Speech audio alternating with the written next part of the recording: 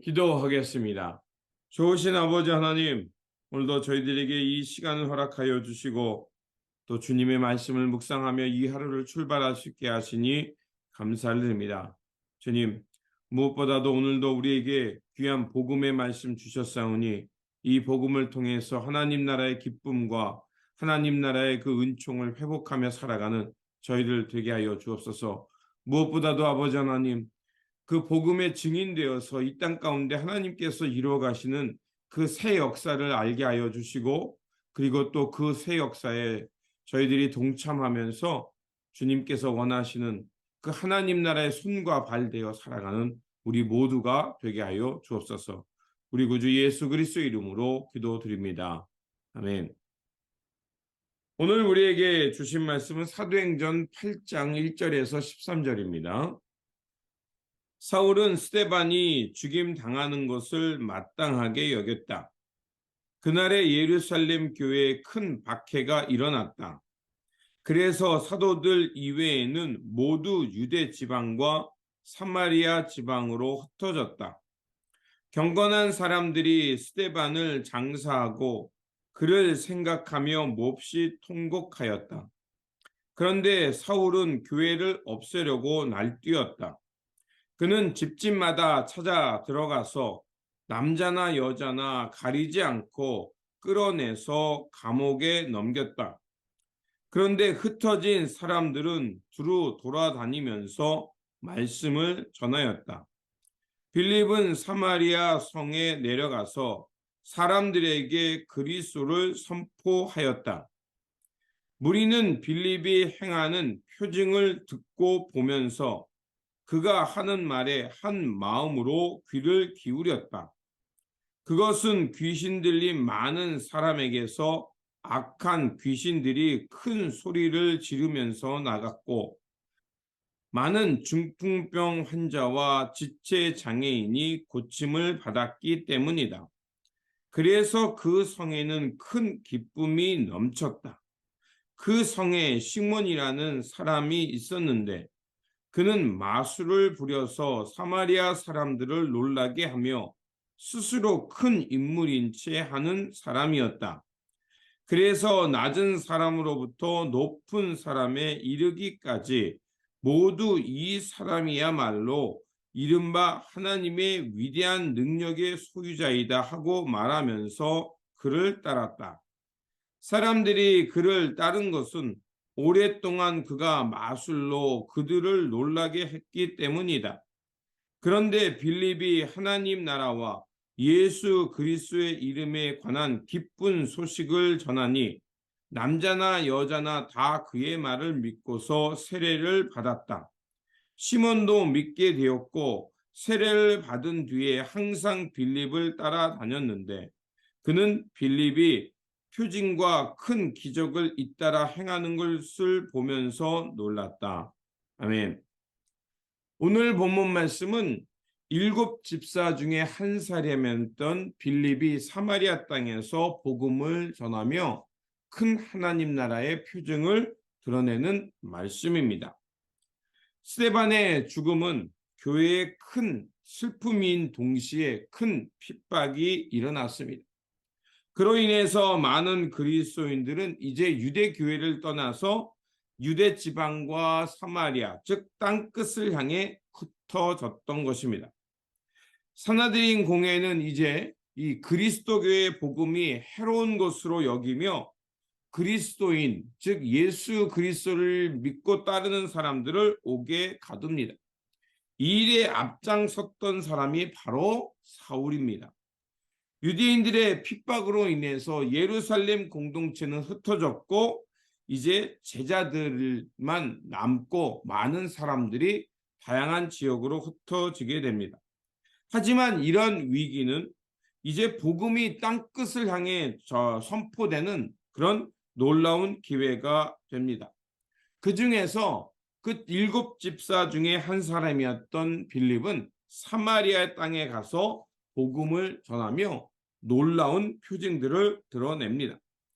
빌립이 사역함을 통해서 그 사마리아 성에 큰 영향력을 끼치게 되자 많은 사람들이 예수 그리스도의 복음을 받게 되고 그리고 세례를 받게 됩니다. 그런데 이런 큰 역사 중에 시몬이라는 사람, 즉 그가 하나님의 큰 능력을 가진 사람이라고 자칭 타칭 그렇게 여김을 받던 사람도 이제 그 빌립에 의해서 복음을 듣게 됩니다. 이런 놀라운 소식이 전해지자 그 예루살렘 교회에서는 그 사마리아 땅에 그 빌립의 선교 사역을 보고 또 그를 격려하기 위해서 베드로와 요한을 보냅니다.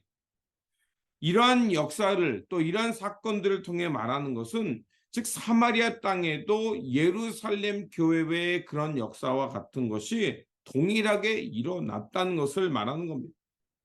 이런 역사가 일어날 때 이제 시몬이라는 사람, 그전에는 이제 복음이 오기 전에는 자신이 하나님의 사람이라고 그래서 낮은 사람으로부터 큰 사람, 즉 평민으로부터 권력 있는 사람들까지 큰 영향력을 끼치던 사람이었는데 이제 사도들이 안수하면서 그들에게 기도하자 성령이 임하면서 놀라운 역사가 나타나자 이제 시몬이라는 사람도 빌립을 따라다니면서 복음을 알게 됐는데 사도들의 이런 성령의 능력을 보게 되자 자신이 가지고 있는 돈으로 성령의 능력을 사고 싶어 합니다.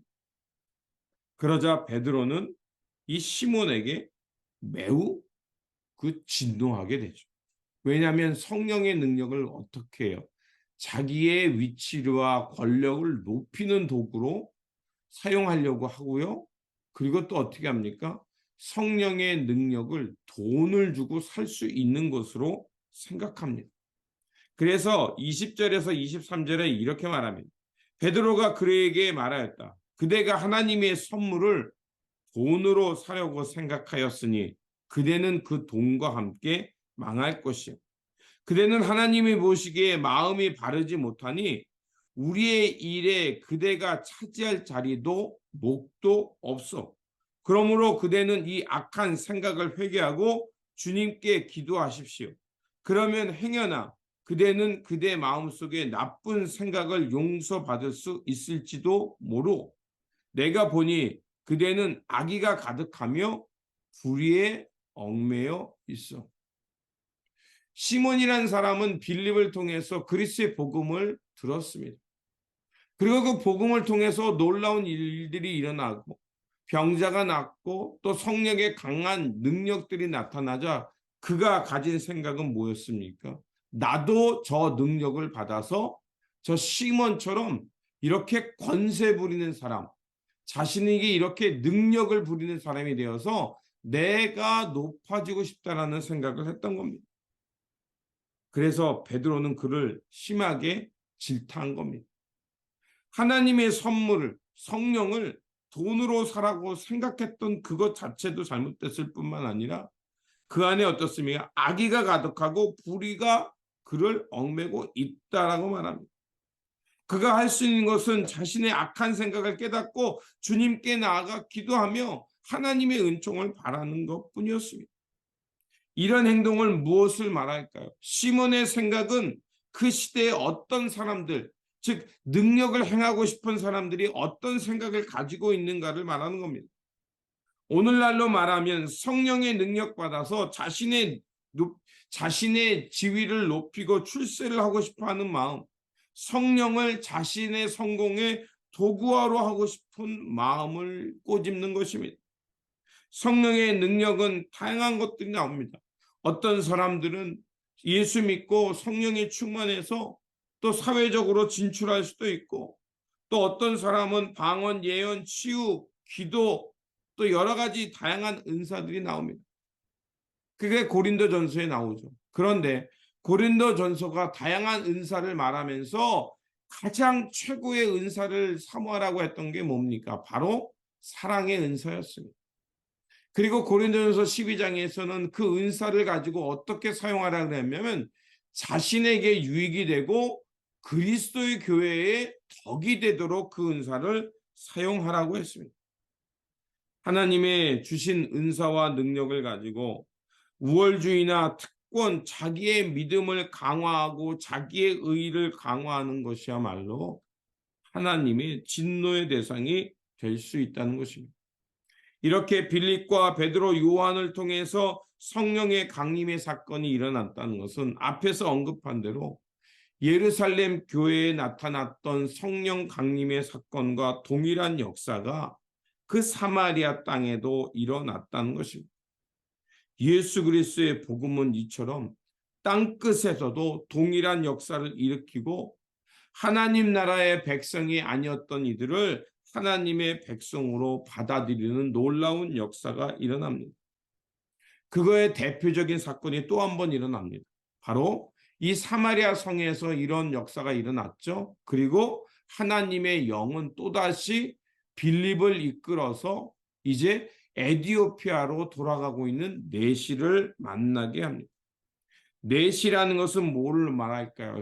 신명기 23장에 뭐냐면 내시는 하나님의 성회에 들어올 수 없는 사람이었습니다.